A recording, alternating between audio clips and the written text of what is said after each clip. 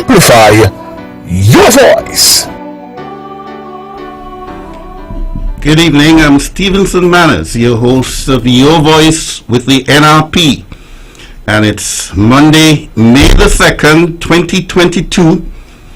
In some countries it's called Labor Day. In others it's called May Day. It's a public holiday in the Federation of St. Kitts and Nevis, but we're working all the same. Today and tonight we've got in the hot seat the leader of the Nevis Reformation Party, Dr. Janice Daniel Hodge.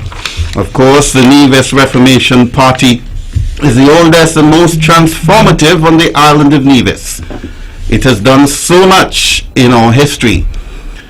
And at this juncture, everything seems to be at a standstill. And it's so good to have with us calm, sober, and collective leadership in the person of Dr. Janice Daniel Hodge. Welcome, Doc. Good evening, Mr. Manners.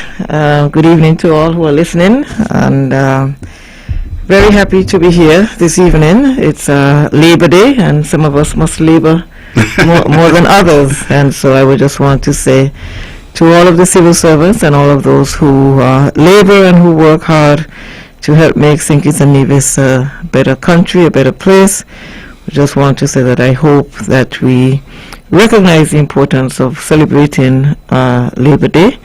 I can recall when I was much younger, I used to think that Labor Day had something to do specifically with the Labour Party, St. Kitts Nevis Labour Party. And while that party would have been at the forefront with the unions, etc., and would have been associated with, we have an 8-hour work day, and doing some reading, I recognize that it's supposed to be 8 hours of labor, 8 hours of recreation, and 8 hours of sleep.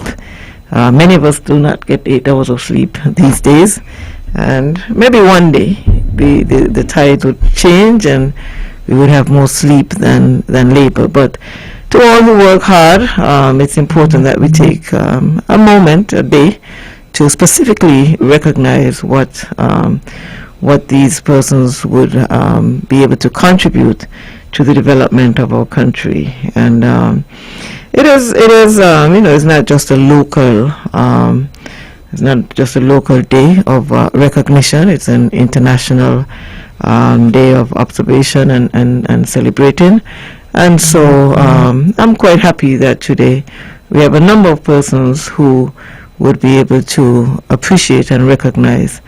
I do think that while the Prime Minister would have given his address regarding Labor Day, I think this is something that across all sectors, private, public, that we should really recognize the people who are the backbones of nation building. And I would really like to see, I was quite impressed with the specific numbers that the Prime Minister would have been able to deliver. The number that I didn't really see, and which is something that the NRP hopes to accomplish, is the major increase in the number of workers. We have a large unemployed sector, and we really ought to try to create employment opportunities as much as we can, so that hopefully next year those numbers would reflect an increase in the number of workers, whether in civil service, in private sector, and even those persons who graduate from STEP program into civil service. And so it's Labor Day, we recognize that, and I'm happy that today is set aside for such an occasion. And of course, we as a country, we're just easing out of a 10-day period of mourning, the longest in the nation's history.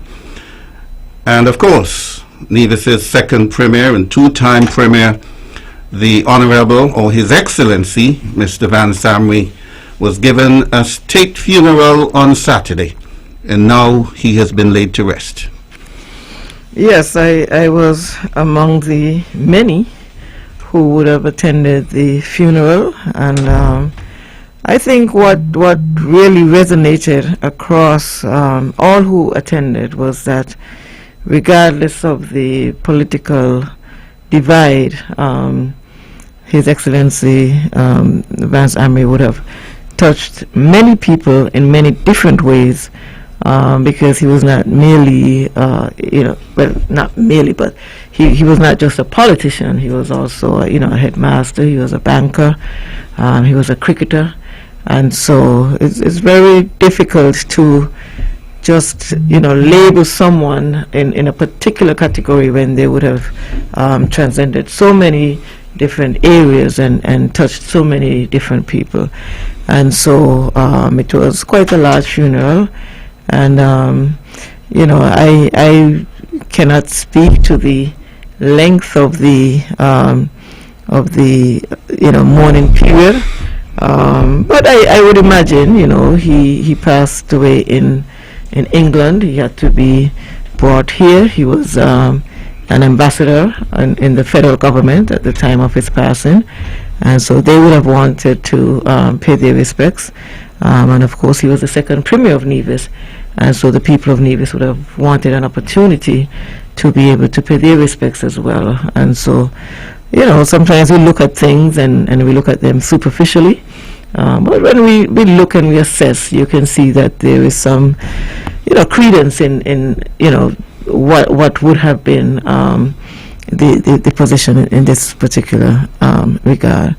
A number of persons, would have asked if when my father passed, whether or not it was a closed box viewing, which it was different. His coffin was open and people were able to come in. And some people expressed a bit of concern that they were not able to see, the second premier of Nevis. And so, there were a number of pictures that people can see. I do not know the reason why that was, but I'm sure, the persons who would have made those decisions, they would have had their reasons to do so. But indeed, it was quite a ceremonial type of occasion. A state funeral usually is that, and I think, like most people would, second premier, he would have contributed to the development of Nevis. He would have left and participated in the federal government and died actually in carrying out his duties. And so I think most people, it's just to bring some closure. It would have been a long time since April 2nd when he passed, and I can remember the date quite clearly because the NRP did have an activity planned that day. And it really did not require much deliberation to determine that this is no ordinary day, and that based on what the NRP stands for with regards to certain matters of certain principles and matters of governance, that we would postpone the opportunity, the function that we had planned. And then when we would have rescheduled, that was during the period of mourning. And so, this was a notice given by the Governor General, and so, we must recognize and acknowledge when certain position is taken by the head of state. And I think that is in keeping with what NRP stands for. We're not a party that is defiant. We're not a party that feel that by any stretch of the imagination that we must not be compliant with the law of the day or the ruling. And so we, again, without hesitation, some discussion, because you would have cancelled an event once, and and you would not want to cancel it twice. But at the end of the day, as some of the older heads would say, let good sense prevail. And in that matter, we would have taken the decision. We would have apologized to all those persons who were really looking forward to the event, and I'm quite happy to say that the event is actually scheduled for this coming Saturday. The date of this coming Saturday 7th. is the 7th of May, and so we're looking forward to having paid our respects, having acknowledged the various national protocols that we would now be able to go through and carry on with our business. We know that even within our party we get some concern sometimes that how come the other side is not doing this and the other side is not recognizing and absorbing these situations. But sometimes people say there's no difference between NRP and CCM, and I take I see totally different, because in my mind, and I think based on how we conduct our party's affairs, there is a stark difference between the NRP and the CCM. And so we're looking forward this weekend to going out and carrying on our affairs, knowing that we would have done what was required at certain times, and now it is our time to move forward. I will talk about that a little bit later on, but just to say, it was a long period of mourning. We had to make some adjustments, notwithstanding, on different sides of the political agenda. But certain things, it's just the right thing to do at certain times. Yeah. Now, you did outline that he was a man of many parts, as everybody knows. And it was good that the ceremony was held at his old stomping ground as a cricketer, Grove Park, now E.T. Willett Park. Of course, it's the second in a decade. March 17, 2010, Ronaldo Morton, whose graveside is about 30 yards away from where he is, and they were both from Rollins. His ceremony was held there, and then, of course, this Saturday, back to the E.T. Willett Park, of course, renamed after our greatest cricketer, Elquemedo Tonito Willett, July 28th, 2010, by the Joseph Parry administration. The big man himself for the celebration this weekend. Certainly did, and it's quite pleasing to see Elquemedo Willett. Those of us who know him, it's amazing that he's such a quiet, soft-spoken person, but he really commands the attention of persons. And we look at what has been happening with regards to recognition of certain persons. We see what happens in other countries, in other places, and having the birthday. In fact, it was actually the birthday of his grandson. I saw him with a picture with his grandson sitting on his lap. Yes, and so that was quite remarkable. And so, as we speak about Elquemedo Willett, as you mentioned, the funeral was there at the park, and the park has been named after Elquemedo Willett because of what he would have accomplished in the field of cricket. And I must say that I think a lot more could be done with the park. We recognize that cricket is really one of those favorite pastimes of the Nevisian people. And having accomplished so much as Mr. Willett would have done, there's really a lot of room for improvement. This takes me back to when you're going to school and you get your report cards at the end of the semester, and the teachers would say, fair performance, but room for improvement. And I think there is a lot that can be done, not only just because of the name of the park being in recognition of Mr. Willett and his accomplishments, but also because there's so many cricketers from Nevis who would have gone on to the big stage, so to speak. And Nevis is recognized for its involvement in cricket. We've had quite a number of persons who would have represented on the West Indies team. And this is one of the things that the NRP has spoken about on a number of occasions with regards to when we say that we want to develop our natural resources. Most people would think that we are referring to the marine environment or the terrestrial environment, so to speak, the land area. But our people are also our natural resources, and we see where there is so much talent here in Nevis. We would have recently had the inter-primary, and quite a number of records were broken. And so when we speak about sports tourism, it's really about looking at how our athletes in the various sectors can really perform and develop this into something that can contribute to our tourism product. And so when we look at cricket, we see CPL happening in St. Kitts, despite the fact that you have such a large number of cricketers coming from Nevis. And so one must ask the question, what is the priority and what is the focus of the NIA with regards to developing our sports?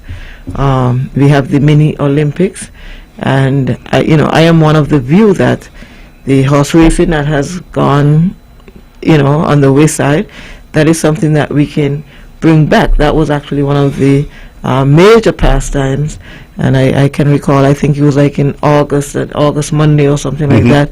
That was the traditional horse racing time. And when we look at the sporting activities that is developed in Nevis, we have our drag racing strip that is not utilized to the maximum potential. The horse racing track has been allowed to deteriorate.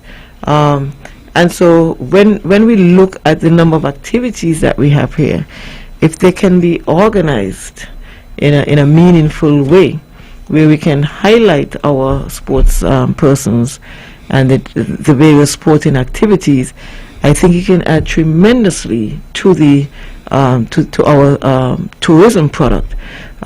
We had a fishing tournament just the other day at the Newcastle Bay, but in St. James's alone, we have the deep sea fishing that comes out of Orly Bay area. We have the finger fishing and the trap fishing that comes out of Newcastle, and then you have the spear fishing and also trap fishing that comes out of Long Hall Bay. But developing these activities that we take for granted into sporting events, we can really have a large appeal. When you look at other islands and you see what they do in terms of regatta racing, fishing tournaments, even domino tournaments. As we speak tonight, Honorable Cleon Stapleton Simmons is sponsoring a domino tournament there at the foot of Craddock Road. And so imagine, a 2-week period where you have all of our sporting activities, where people can come to Nevis and really enjoy and be a part of what we sometimes take for granted. And while we as individuals and community members, we may do these things as just as a pastime, it's the responsibility of the government to organize and put the necessary funding to ensure that you have the proper facilities and the necessary incentives so that people can really develop their skills in various areas so that we can contribute. I mean, we speak a lot about, external factors and what's affecting us locally. Even without, being in the tourist season, when we organize a number of these various activities, we speak about local tourism, but local tourism can be developed. It doesn't have to be just in response to, a pandemic or something like that. These are things that we really need to create the type of environment where people can actually develop their skills and not have to be deprived of earning an income.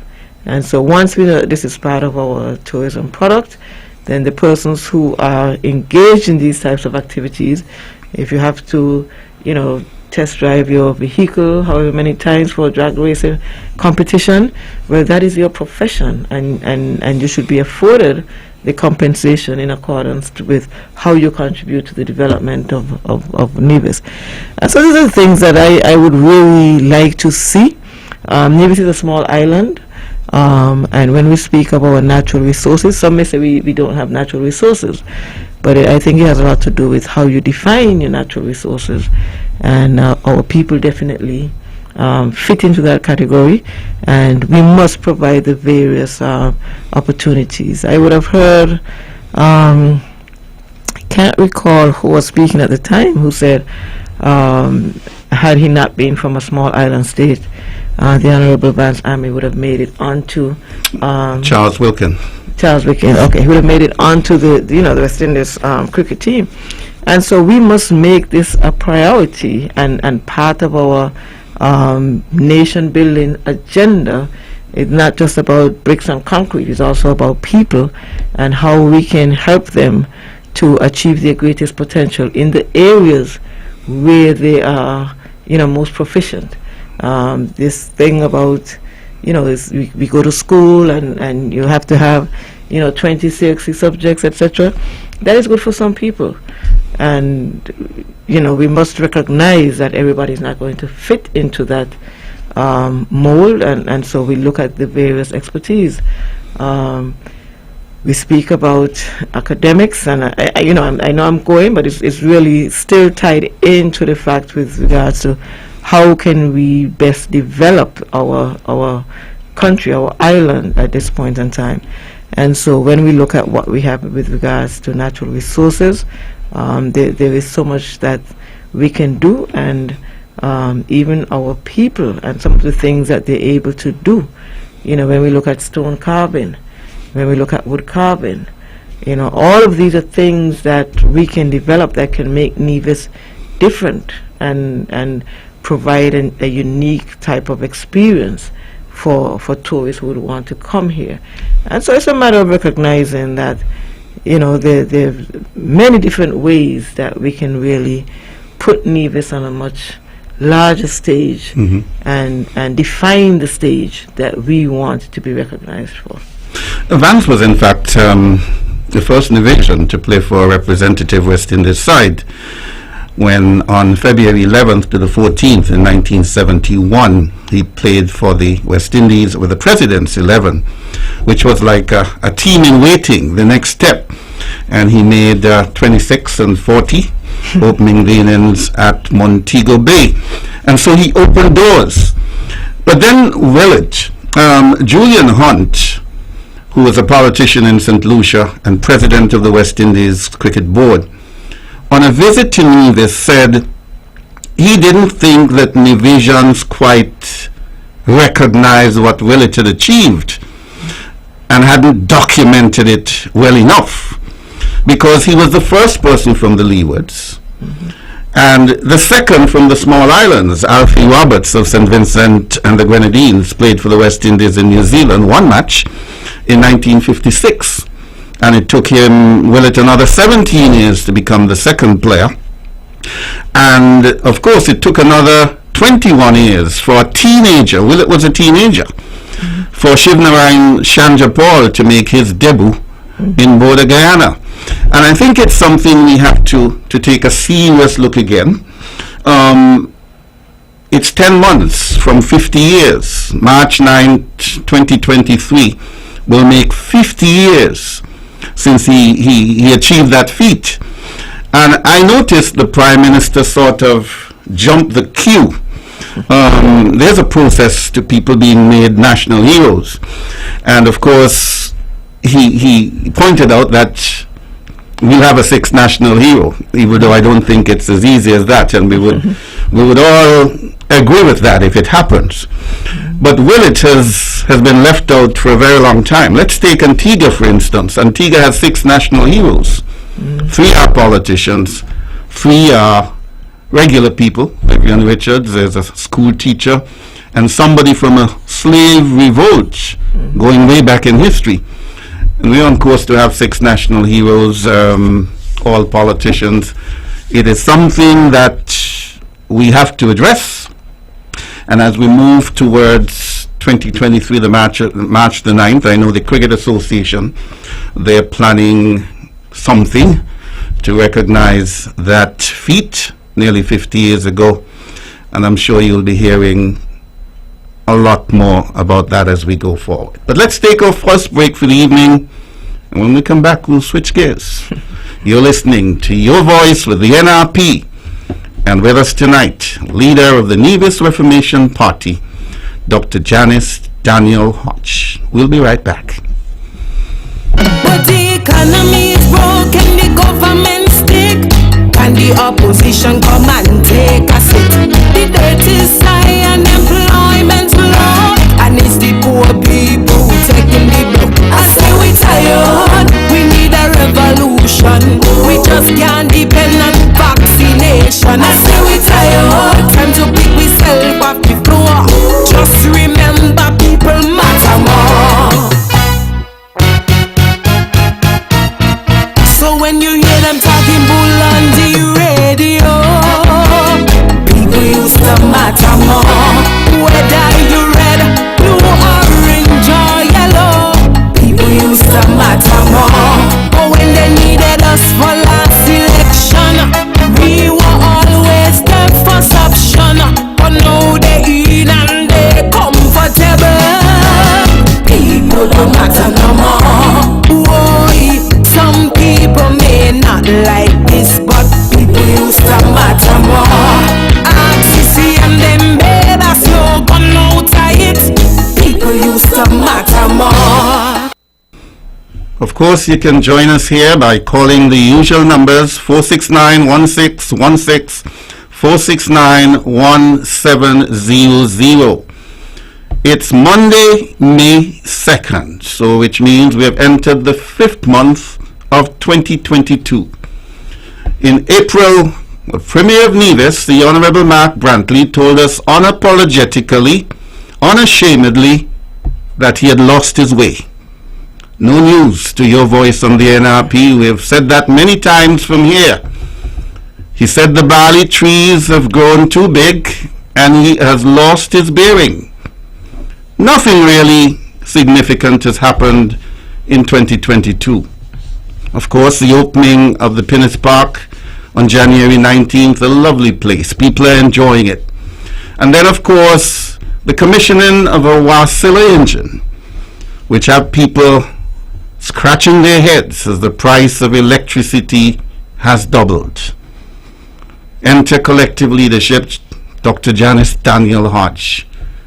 Where are we as a country? Where are we as a nation? And how did we get here? Quite heavy questions. Yeah, I see you blew off. Quite heavy questions. But, you know, and what I must say, this is something that we have been saying for a very long time. You really cannot serve two masters at the same time. And it is something that I fundamentally believe in, that you must have your priorities, you must have your loyalties. And had the Premier been able to focus on the affairs of Nevis and listen to the people of Nevis, I think we would have been in a much better position. Serving as Premier of Nevis and at the same time as Minister of Foreign Affairs and Minister of Civil Aviation, I think would really compromise the capability of any one person to handle all of those responsibilities effectively. And I would have said before that the Premier would get maybe an A+ for his handling of the Ministry of Foreign Affairs with regards to the number of visa waivers, with regards to the number of diplomatic allies, and with regards to the number of foreign countries that would have been visited. And so it seems to me that while the Premier was busy carrying out his duties as in the federal cabinet, his responsibilities and duties in the local NIA cabinet slipped away from him. Mm-hmm. And there is a reason why I think heretofore, I'm not certain what's going to happen this go around, but you would usually have a federal election and a local election. And I have stated that a position, having a ministerial position in the federal cabinet, is distinctly different than having a ministerial position in the NIA. And I say this because when we look at what would have been happening, the people of Nevis have been misled and severely misled into thinking that if Nevis has 3 seats in the federal cabinet, then it puts Nevis or the ability to manage the affairs of Nevis in a much better position. And I say that is definitely not the case. Now, when you look at the 2 assemblies, you have the Federal Assembly, which has 11 seats, 8 in St. Kitts and 3 in Nevis. And so if you have 11 seats, then 6 seats would give you the majority, and whichever party commands 6 seats can take the leadership of the Federal Assembly. Now, we have seen before where parties in St. Kitts were able to have a minimum of 6 seats and did not necessarily have to form an alliance with the 3 seats, or whichever party had the 3 seats in Nevis. When you have the federal elections and you have 11 seats being contested, when the elections are completed, whoever takes command of the federal parliament or the federal government assign the various portfolios to carry out the function of the federal government. What we have seen in the last election, where CCM went around and misled the people of Nevis into thinking that they would be able to represent Nevis better, is where you end up having the Premier being given the responsibility to manage or to handle the Ministry of Foreign Affairs and the Ministry of Civil Aviation. Foreign Affairs and Civil Aviation, yes, those are federal portfolios, but you do not see anything there with regards to Nevis. Honorable Eric Evelyn has the responsibility to deal with the Ministry of Environment, and I think his cooperatives, separate and apart from the Nevis counterpart. This is what is being done for the St. Kitts office. And Minister Jeffers, who I think, whether by luck or by design, is the Minister of Marine Resources in St. Kitts and also the Minister of Marine Resources in Nevis. But when the Prime Minister calls on Mark Brantley, for example, The Prime Minister does not have a portfolio given to anyone that says, this is a time when you come and you speak about Nevis. I am calling you because I want to know what you're doing with regards to foreign affairs. I am not calling you to give an account of what's happening in Nevis and what you would like to see. And the same for the other three. Now, Minister Jeffers, you think he has the same portfolio on both islands, and you would think that there would be some parity with regards to the services. Now, I know, because I'm very closely connected with officials, that buying certain supplies you cannot get certain supplies in Nevis, and in order for them to get some of the supplies from St. Kitts, they have to go to the office here and give a piece of paper to say what they would want, and they have to wait for somebody to take it to St. Kitts and to bring it back. Now, why, if you're a minister in Nevis, you cannot provide the same level of access and the same level of service to the folks in Nevis? Why do we have to go back to where you now have to go to St. Kitts? Why is it that the fishers in St. Kitts can get gas at a reduced price and the fishers in Nevis are not able to do so? And that is simply because when you are part of the federal cabinet, that is what you are. You're there working for the people of St. Kitts, and I have nothing wrong with that because that is how the system is set up. My position is, with an NRP government, whatever position we decide we will want to negotiate and leverage, it must be in the best interest of the people of Nevis.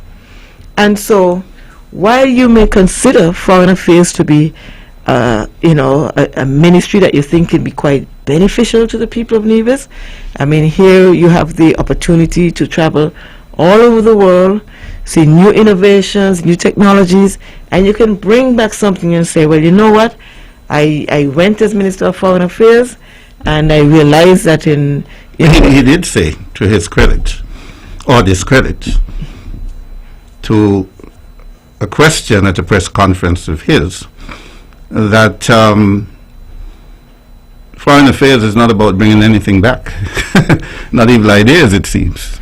Well, it would seem to me that if you're wearing the two hats, that at least you would try to see what you can bring back to benefit the people of Nevis, because when you are away as Minister of Foreign Affairs, you are using up the people's time as Premier. You're not serving as Premier. And so at least you would say, well, you know what, I went to this place and I saw this new technology, and I think this is something that Nevis can benefit from. But you will also notice that when they travel in their capacity in the federal government, they don't come back and report to the people of Nevis, even though we are paying them, right? They're being paid to provide services to Nevis of full time. I can recall when Minister Evelyn went to, COP26, the last... Scotland. Yes. He came back and he did not report anything to the people of Nevis about his absence. And so when we look at how, the federal seats are being used, is not in the best interest of Nevis. Now, I would say, as Premier of Nevis, and should I have the opportunity to be engaged in a federal relationship, I have seen how the people of Nevis would have suffered during the pandemic when they could not get their severance pay. And so, and even prior to that, you must assess your situation and find out what would be the critical portfolios that you can hold in the federal government that could help the people of Nevis. And so I see the Ministry of Labor, because we would have heard many times where the Premier would have said, that's a federal matter. My hands are tied. I can't do anything about it. Well, why did you opt for foreign affairs? And I know foreign affairs is good. It's sexy. well, you can travel, sexy. You can wear nice suits, you can see the world, and all that. But if you understand your responsibility as a premier, it also gives you access to a number of foreign entities where you can leverage, whether it's scholarships or a number of different... Hold your thought there. I think we've got our first caller on the line. Good evening, caller. Good evening. Hi, good evening. Good evening, Mr. and Mrs. Daniel. Good evening, sir. Mr. the Honorable Simon Daniel, in the 1980s, he was the Minister of Finance in the federal government and the Minister of Navy's Affairs. Mr. Daniel was the Minister of Finance and he couldn't handle the money as he liked. Kennedy Simmons put Richard Keynes to mind Mr. Daniel.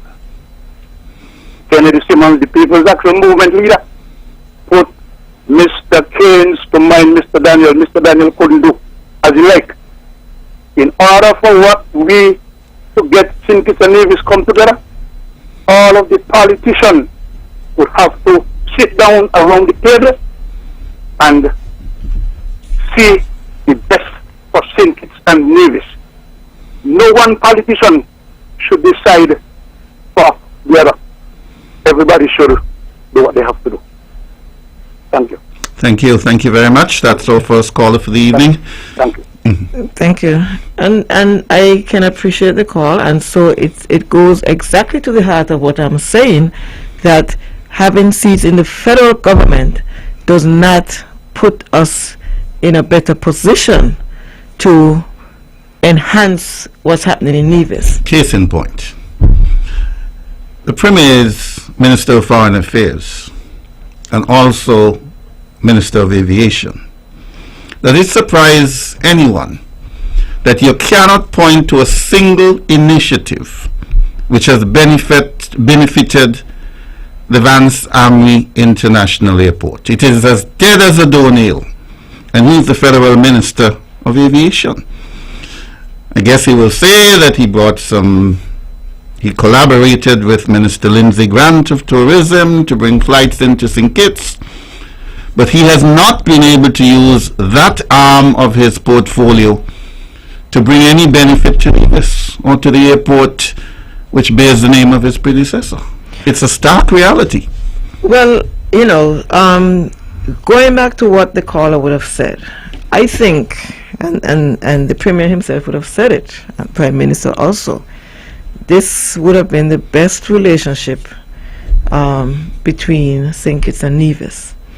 And I think the Charlestown Accord, which was signed by late Premier Vance Amory, I think that provided the golden opportunity for our Premier to legislate the provisions so that the people of Nevis would not have to go back again, because here we are, federal election pending, the Charlestown Accord has not been legislated, and so all of those provisions that were agreed to, we don't know what is going to happen to that Charlestown Accord now, because some people could tell you they know exactly who's going to be Prime Minister again. I did not get that, so I don't know what is going to happen, but that there may be changes. And so here the Premier would have had the Charlestown Accord. It laid out all of the areas that needed to be addressed. He sat as a member of the federal cabinet, but was unable to move it from where it was when it was signed 7 years ago. 7 years ago. 8 years ago. To get it to a point where the people of Nevis would not have to be worrying about what's going to happen when we have a change in government. Once it's legislated, we speak about the motion of no confidence, and we know that there's some stipulation for 21 days. Now, to the extent that there can be some maneuverings around, what needs legal advice or doesn't need legal advice, but that legislation is there and it must be adhered to. And so, as we progress year after year, I think when Premier Amory would have signed the Charlestown Accord, it was based on his experience and probably recognizing the experiences that my father would have had and others. That is not a matter of just having a seat around in the federal cabinet that would allow you to get the benefits that you want to Nevis. And so one must commend Premier Amory at that time to at least get the Charleston Accord drafted. I'm not quite sure if the current premier, understood what he was doing, because he drafted it and then he left it.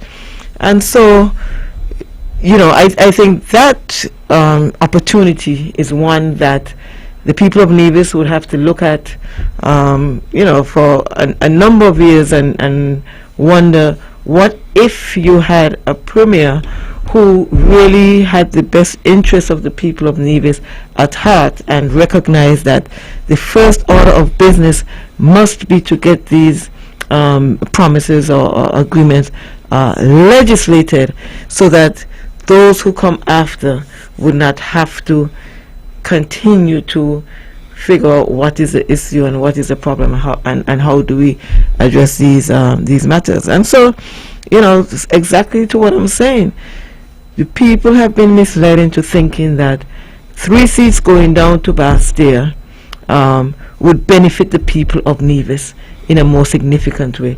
And in fact, it has detracted, because what we see is that what we really should have been doing in the NIA, you do not have the ministers working full-time, and so you see no new investors coming into Nevis. You do not see the type of development that is necessary in order to create employment opportunities, because the work has been going over to St. Kitts. And this is something that I have spoken about, and this is something that it really it's anguish. It anguishes because people must recognize that when you form part of the federal government, you're working for the federal government, and that takes away from the time that you can have to work for the NIA. And I go back to when Premier Brantley would have said, I think the issue started like in February or March with the conventions and bearing of souls, so to speak. And in April, he could have found the means to tell you how much was coming into the CBI money and how much we should be getting. So why wasn't that done 6 years ago, 5 years ago? Why wasn't that done? Because you're distracted. You're doing so many different things. You have so many different responsibilities that it's only now, when you realize that you must have something to bring to the people of Nevis, that you bring back the Charleston Accord. And I'm sure at this point he's probably regretting that he brought it back, because people can see that clearly he was negligent in carrying out his duties as premier on behalf of the people of Nevis. And unfortunately, the correspondence from the Prime Minister would also indicate that there was some level of negligence in terms of the federal duties. And so you cannot serve two masters. Are you representing the NIA and all that you can do in order to enhance the NIA? Then that is what we ought to do. And so when I speak about, if you have Nevis as your focus, and I say all the time, Nevis is our first priority. NRP, Nevis is our first priority. And so if you have the opportunity to negotiate the portfolios that you think would help you to address the situation in Nevis, you wouldn't have the Premier having to say, you have to defer and you have to wait to see what happens. Because it's not every area that the federal government has oversight of. Nevis has certain areas where it has autonomy over, and so we deal with those. But those areas in the federal government that is overarching to Nevis, well, those are the areas where the any elected representative from Nevis should really be placed, so that as a minister, you don't have to be saying, well, I don't know anything about that, that is something else. And so we see how the people of Nevis would have suffered with regards to their severance pay, notwithstanding that the Prime Minister would have mentioned today that they were able to invest in that fund and make the payments. But imagine, and when you look at the numbers, we speak a lot about the 2/3 and 1/3. When you look at the numbers with regards to who were really suffering from not getting their severance pay, it was not a 2/3 to 1/3. It was almost I think it was like 1,600 in St. Kitts and about 800 or something like that for Nevis. So there was a disproportionate amount of number of people in Nevis who was suffering, and all that we heard the Premier saying at that point in time was that that's a federal matter. That's a well, those are the federal matters that the people from the representatives from Nevis should position themselves in, so that they could have a better handle and let the people of Nevis know exactly what's going on in those situations. Now, a former Premier, Joseph Parry, older and wiser, instituted a policy of joint cabinet meetings. You bring the people from St. Kitts and Nevis together. It was coughed at, laughed at, and said that they're going across the shark-infested waters. The CCM came and said, let me go down past here. All 3 for we. You got to be around the table when food is share. Me now walk free. And then they've come back 22 months after the last election and told you it's not working. And we've had all this cataflam, rancor, where people are looking for peace and prosperity after coming out of the worst pandemic in 100 years. And as Janie Keynes, your colleague, said when she was here last time, the NRP did more with less, definitely showing more efficiency, and people can see a lot more on the ground under an NRP administration. But the guys who were telling you just 2 short years ago that we want 3 representatives at the federal level have put their hands up and said, we have failed.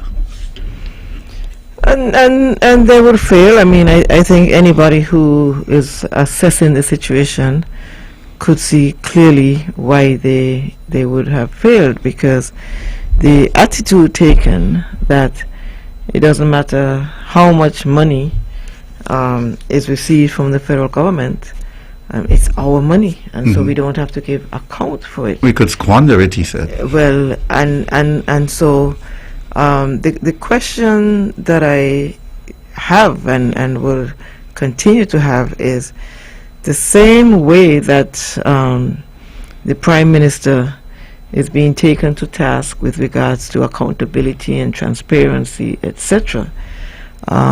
We have asked the Premier, give us an account.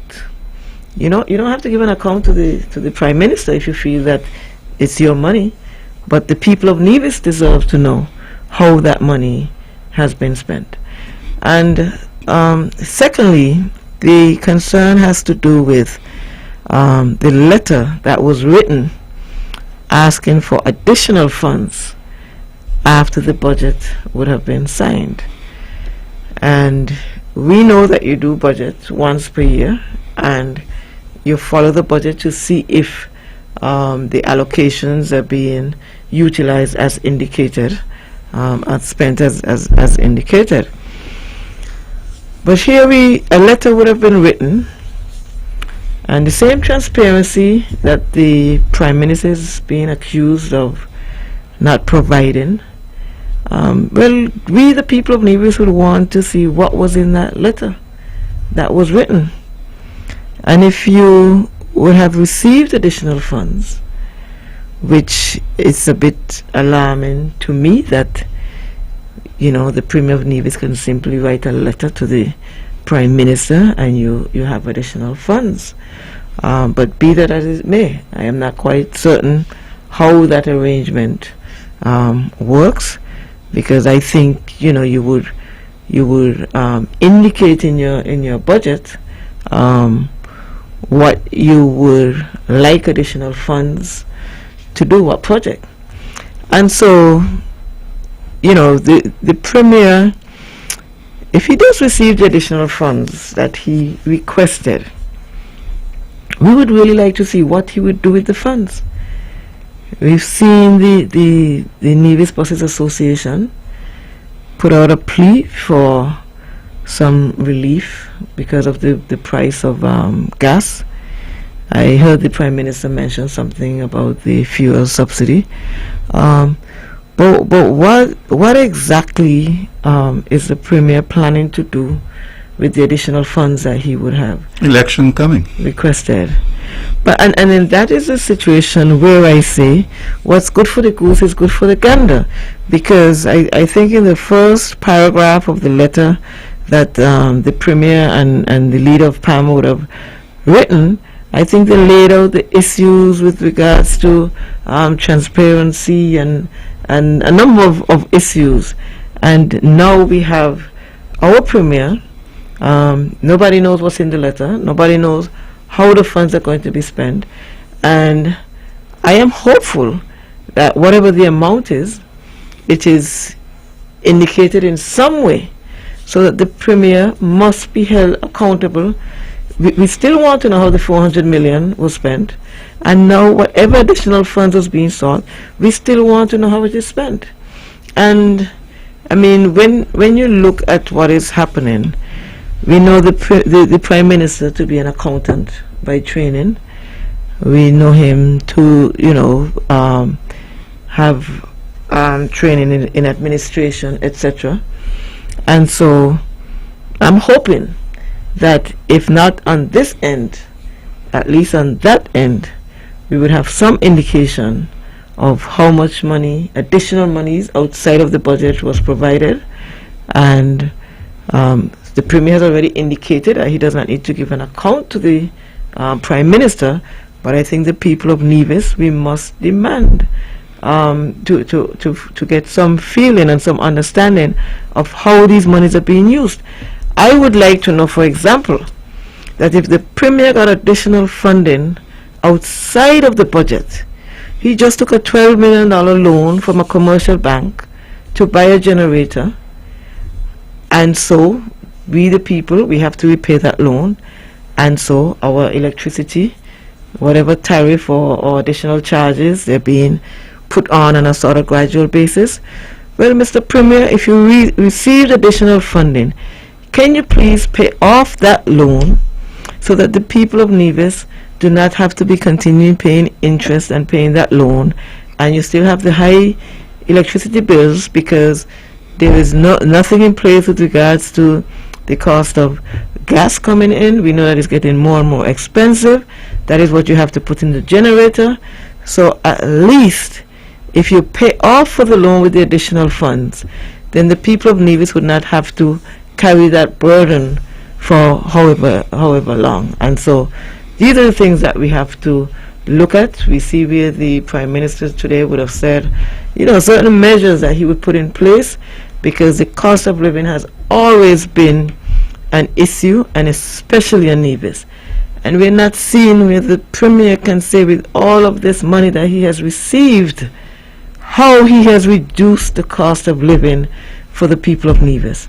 And this is something that we must pay attention to, because when the Premier is going to say, I received $400 million, but the payroll is $7 million or however many dollars, and when you multiply that over but he's the same person who said that the NRP government never got any money, but we were still able to pay our salaries and keep Nevis functioning.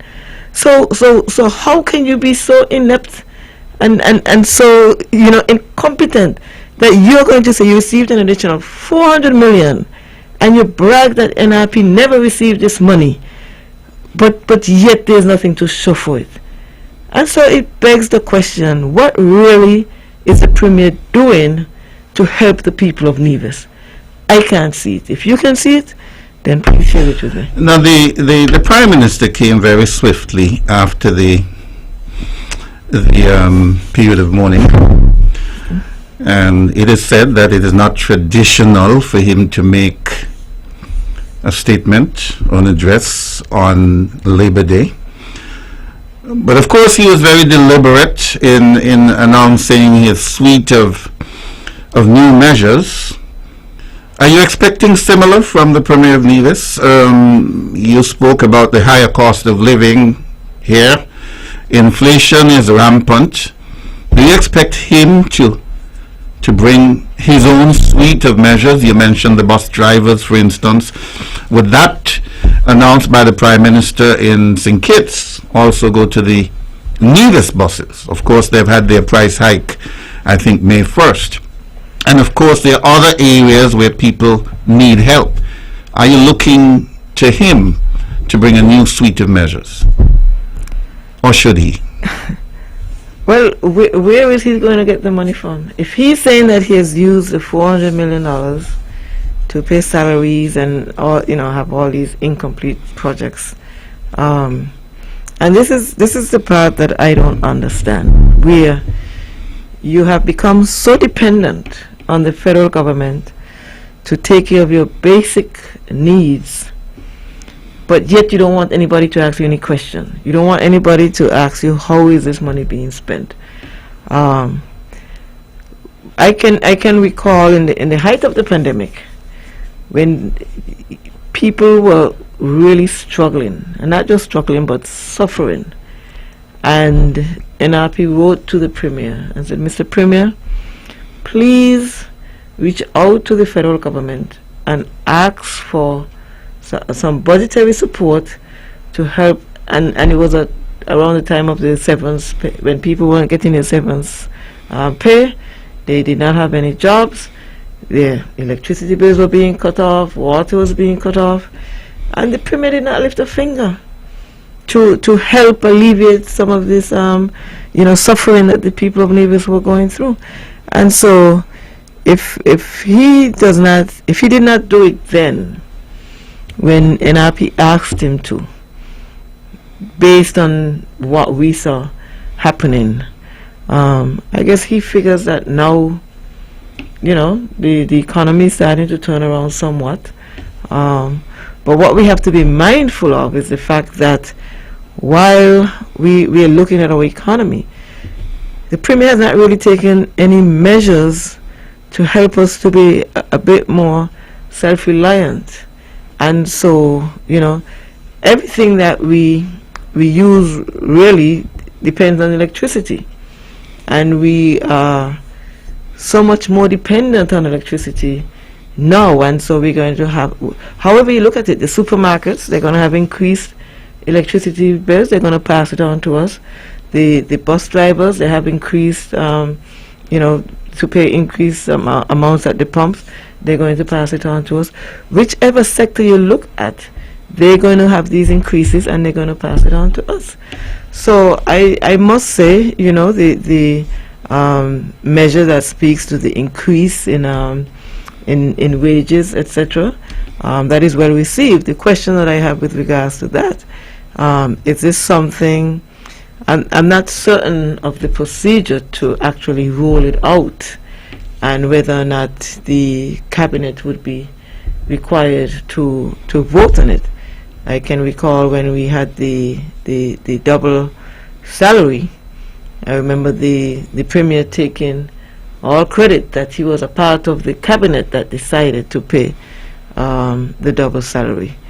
Well, we see what is rolled out now. He's not part of the but I don't know when these decisions would have been taken. I don't know if he's part of it. I don't know if he's going to come now and say, I was able to get you a 10% increase and I'm able to get the same step workers that he said he doesn't have anything to do with and he doesn't know. Let's see if he's going to say, well, he was part of the cabinet that made it possible for all of these things to happen. And so there's quite a bit of ambiguity. In certain areas, I would have heard the Prime Minister distinguish between St. Kitts and Nevis, and in other areas he did not distinguish. He just gave a general figure. And this is where, the Premier should be able to sit down with the Prime Minister, not necessarily as a cabinet member in the federal government, but as a Premier, as part of a federation. The Premier sits down with the Prime Minister. I have certain responsibilities and certain autonomy that over certain things, but it's still a federation, and the highest office sits in Bastia.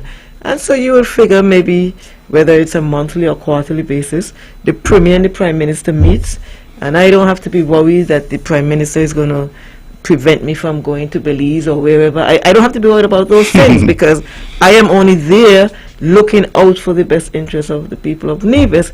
And so I will go down and I will say, okay, this is the situation. Like I said, I see you putting in a $70 million solar plan.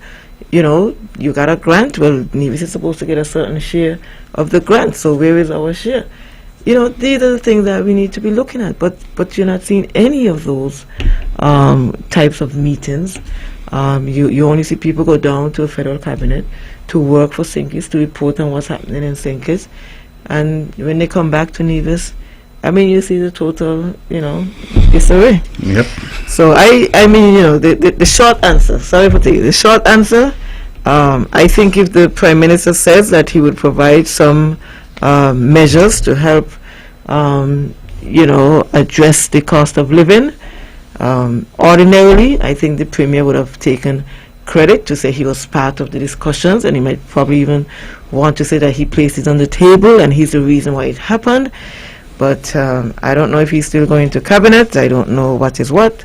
I don't see where he would have the wherewithal to introduce any measures to specific to the people of Nevis. And so let us continue to look across the waters until we make the changes that we need to make and put a government in position that is able to have Nevis as the first priority and address the issues that are affecting the people of Nevis. More questions and answers, but of course we may have two opportunities to hear from the Premier. Of course, as usual, Wednesday night, and then his postponed press conference that should be coming up shortly. One of the things I found very interesting is that there had been very little dialogue with the people of Nevis during all this impasse. At least the People's Action Movement have had their town hall meetings. We haven't heard play from our leadership. We'll talk about that and other issues when we come back, but we'll take a break right now. I say we tired, Max say keep the momentum. From Mr. Premier where we get the energy from. I say we tired, time to protect the poor. Just remember people matter more. Your voice, your voice, your voice with the NRP. This and every Monday, 8:30 to 10 p.m. Join host Stephen Semanas and the NRP candidates as they amplify your voice. And we're back, 23 minutes. We make our way up to 10 o'clock. Now, Dr. Janice, I must admit that the Prime Minister this morning, for all the good news he brought, never addressed the impasse that we're facing at the moment. Some people say we're near a constitutional crisis. Everybody is running hither and yon, looking for legal advice to interpret our constitution. We're in a bad way. At a time when, as you just said, there should be dialogue. Who's going to pay for what? Can we look for more budgetary support? How do we move forward as we ease out of the pandemic? How do we revive our economies? How do we move from here? Is the Prime Minister taking this rather flippantly? How do we move from here? We know that there's a motion of no confidence. We're not sure whether it is in the Prime Minister himself. Some people say that does not obtain in the Constitution. Or is it a motion of confidence which brings the whole House down on everybody at a time in our lives when we need some shelter? I would say, Mr. Manners, that where we are right now with regards to the motion of no confidence, I am definitely not a scholar of the Constitution, definitely not legally trained, but I can understand, as any reasonable person can, that there seems to be a number of missteps by PAM and CCM. I mean, they have come out publicly as a unit, and it is amazing based on what we have been seeing. Now, when we look at the fact that a letter was sent to the governor, undated, and as I gather, before the governor could respond, the motion of no confidence was filed, and then the question was whether or not the motion of no confidence can be filed against the Prime Minister as a person, or if it has to be as filed against the government. And if that is the case, then is the motion of no confidence as filed, legitimate? And so I guess that is where the speaker was seeking some guidance. I'm only speaking, like I said, from a reasonable perception of what is going on. And so while there seems to be quite a bit of confusion on the part of CCM and PAM with regards to what they want a motion of no confidence, but it doesn't seem like they want to have new elections.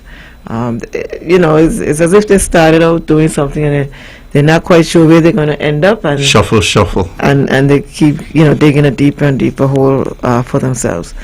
I would say from where I sit and from what I see, I think the Prime Minister, I mentioned earlier that he's an accountant, and we know what accountants do. They sort out things, your assets, your liabilities, you see.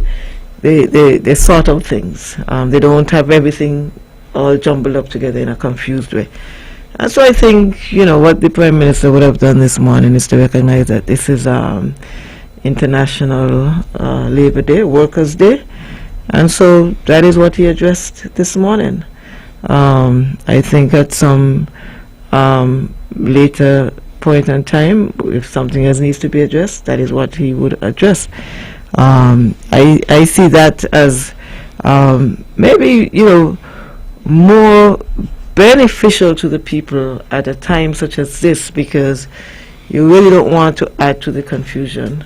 And I see that as a manner in which somebody who really is thinking about the country more so than the personal opportunity to, as I say, throw a jab here and throw a jab there. But like I said, I really cannot speak specifically to why he may or may not address certain issues at a certain time, but I just think it may be more beneficial to him to not add to the confusion that we are seeing now. I think CCM and PAM are doing the country a disservice, because it just shows that they're not certain of the steps that they're taking, and I think it has to do with the question that everybody has been asking: why the rush? You sat there for 7 years and did nothing. Now, in the midst of the mourning period, you want to be filing these documents, etc. And so why the rush? Yes, we understand that there is some discomfort or there's some difference in opinion with regards to how the affairs of the country are being managed. But you sat there for 7 years, and what I find really interesting is that in 2020, CCM and PAM would have misled the people again and gave this charade that this is the best that we have seen, and this is great, and everybody seems so happy to continue in the relationship. And then to see in the letter that was signed by the Premier and the leader of PAM, to see that we were keeping it a private and a secret for all these years. I think they really did themselves a lot more disservice by writing the letter that they wrote, because how can you come to the people and say, we want to represent you and continue in this relationship, and give people the impression that, yes, this is the political model that we would want to see. You would have people across the region talking about this, model, collaborative approach, bringing everybody together. And then 2 years after, you're going to pen a letter to say, we were using quiet diplomacy. We did not want people to know. So you lied to the people. You lied to the people, and now you want the people to believe you each step of the way. And so I just find it to be rather distasteful that the people in Nevis have been misled, and I go to great pains not to say that they have been fooled, because the people of Nevis are not foolish. But the CCM would have strategically misled the people by providing information that was not accurate. And when you provide information that is not accurate and people take you based on that information, then I think you're the guilty one. And so, I really don't see why CCM should be given additional opportunity to mislead the people, have them thinking one thing when something else is really the case. And really, it's not just about the political fallout, but it's also the fact that they have not been able to deliver. They have not been able to address the cost of living issue. And these matters, when you listen to people talk about the import taxes and how much they have to pay at customs, and is there anything that we can do? These are the things that you sit down with the Prime Minister who deals with the tax office and all these, and you say, listen, we know the cost of living in Nevis is high. Is there something that we can do to alleviate some of these costs? They're no place in the picture now, and here's the Prime Minister saying that he's going to reduce these various taxes. So what have they really been doing on the federal level? Nothing. Absolutely nothing. It's pretty sad. Pretty sad. We'll take our final break for the evening, and then we'll be right back. But the economy is broken, the government stick. Can the opposition come and take a seat? The debt is high and employment's low, and it's the poor people who taking the blow. I say we tired, we need a revolution. We just can't depend on vaccination. I say we tired, time to pick myself off the floor. Just remember, people matter more. So when you hear them talking bull on the radio, people used to matter more. Whether you red, blue, orange or yellow, people used to matter more. But when they needed us for last election, we were always there for option. But now they in and they comfortable. People don't matter no more. Whoa, some people may not like this, but people used to matter more. RCC and them made a slogan out of it. People used to matter more. And we're back, and we're into the home stretch, so final 12 minutes or so. And of course, you heard the song there from Miss Independent. She says boldly, people don't matter anymore. It's clear. Now, the people of Nevis have been taken for a ride. They were gearing up for their local election, listening to the voice of the NRP, making serious plans to move the country forward and improve their lives. And now that is being conflicted with what might be a federal election. Is it possible that in 2023 we may have both on the same day? 2023, you said? Well, in 2022, that we may have both on the same day, because they're running parallel. Well, it's possible that we may have both. the Prime Minister determines when the federal election will be called, and the Premier determines when the local elections will be called here in Nevis. Now, it would be unprecedented if you had both on the same day. I'm not quite certain how you would work out the logistics, even though... But we have already said, we have said all along, every politician in Nevis has said that elections are expensive, that Nevisians are politically wary, but the way it's playing out at the moment, and it must fall at the feet of the Nevis Island administration, because they've been calling all of this scatterflang, that we may be having 2 elections in a window of 6 to 8 months. That's the reality. Well, I think where NRP is concerned, I mean, we have stated over and over again that you really cannot serve 2 masters, and so we have established, it's in our constitution, that you have your local candidates and you have federal candidates, and I've indicated earlier why that is makes more sense, because you're able to focus on different issues. Now, for NRP as a party and contesting local or federal election, whichever comes first, the NRP is prepared to contest the elections.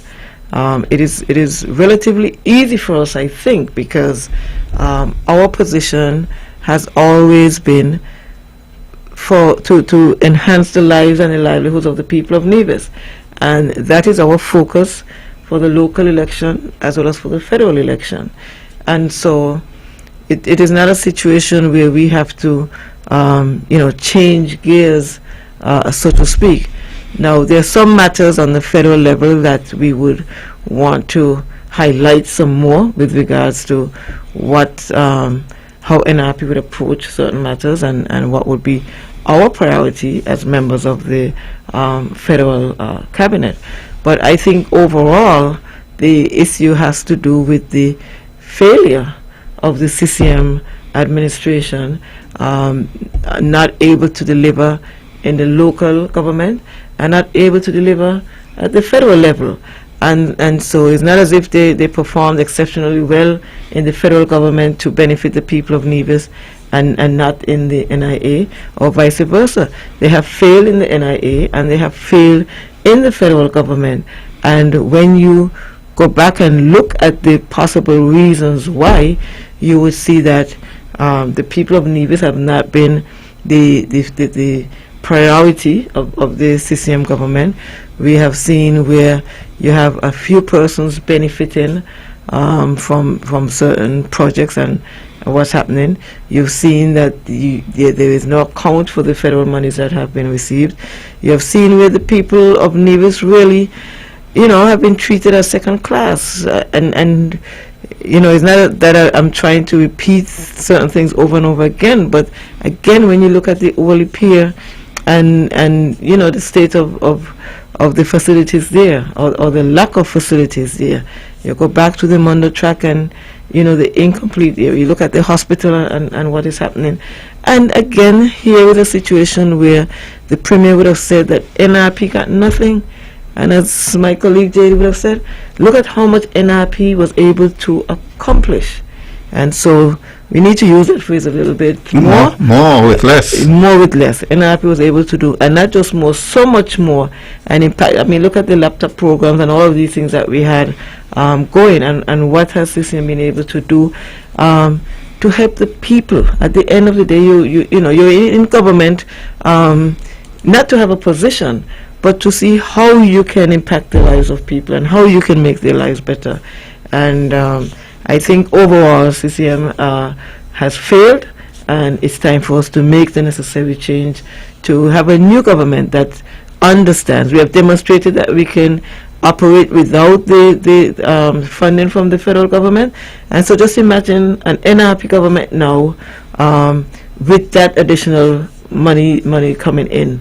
It's a totally different approach to governance, and so I I really think that the people of Nevis should recognize that they would have given CCM a chance. CCM has failed. NRP would have been there. We would have delivered.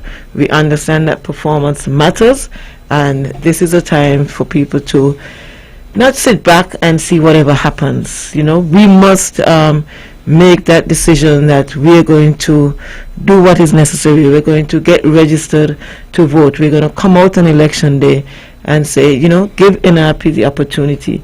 We have a brand new slate of candidates, all committed and all focused on ensuring that Nevis is our number one priority. Visions, the Premier told you in his own words, we have lost our way.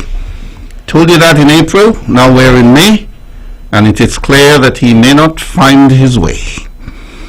It's a sad state of affairs. 5 minutes to 10. I know you've got some activities to tell us about this weekend. Yes, so this weekend, like I mentioned, we had the community drive-through planned. We had to postpone, but I think on Saturday it's going to be bigger and better.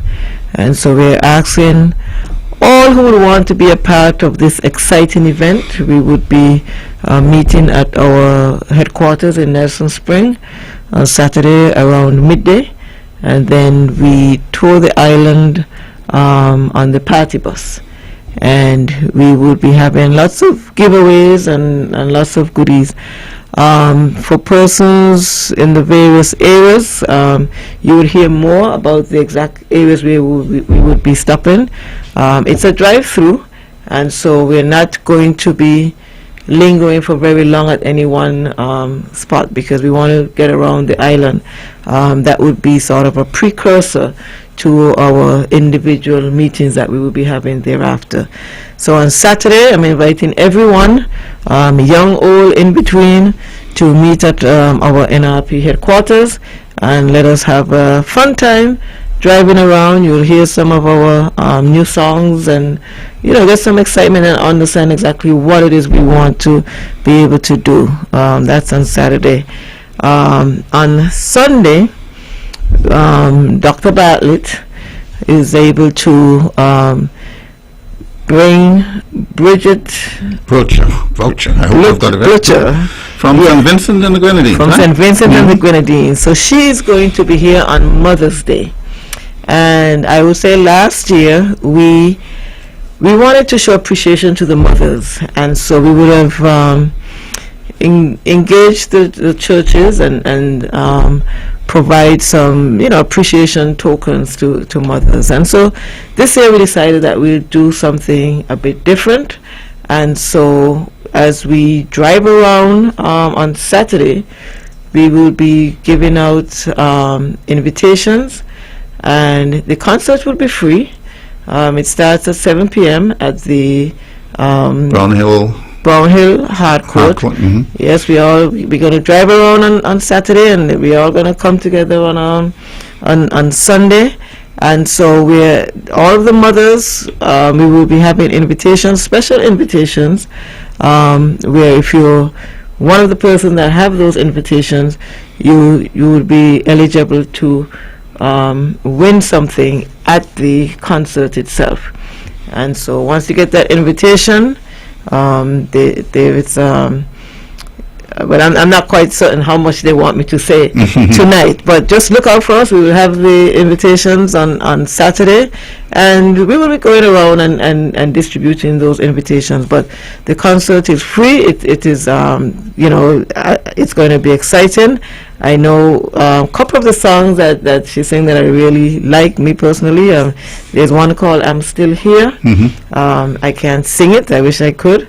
Then there's one called Sometimes I Cry and Alone, etc., etc. And, she's someone who would have received numerous gospel music awards. And so this is something that, in the midst of all the uncertainty, sometimes you just want to have a moment when you can, relax and just enjoy some nice gospel music. We will have some local artists as well, and so it will be a night of fun. And once the mothers come out, you can expect to have some appreciation gifts that night. And so we're really looking forward to that. So Saturday, look for us as we're driving around, and you can get your special invitations that would allow you to win some gifts, some appreciation gifts. And on Sunday, you come out and you enjoy a beautiful night of great gospel music. Happy Mother's Day to you. Thank you so very much. And of course to all the mothers on whose shoulders this country is built. In discussing the political situation in the country, one person said to me, the Prime Minister is playing chess. Brantley and Richards are playing checkers. It's time to get serious people around the table. That's our show for Monday, May 2nd. We'll be back next week with another important guest on Your Voice with the NRP. Good night. Good night, everybody. Your voice, your voice, your voice with the NRP. This and every Monday, 8:30 to 10 p.m. Join host Stevenson Manners and the NRP candidates as they amplify your voice. The views and opinions expressed on the preceding program were solely those of the participants and do not necessarily reflect the views of the Nevis Broadcasting Company Limited or its advertisers.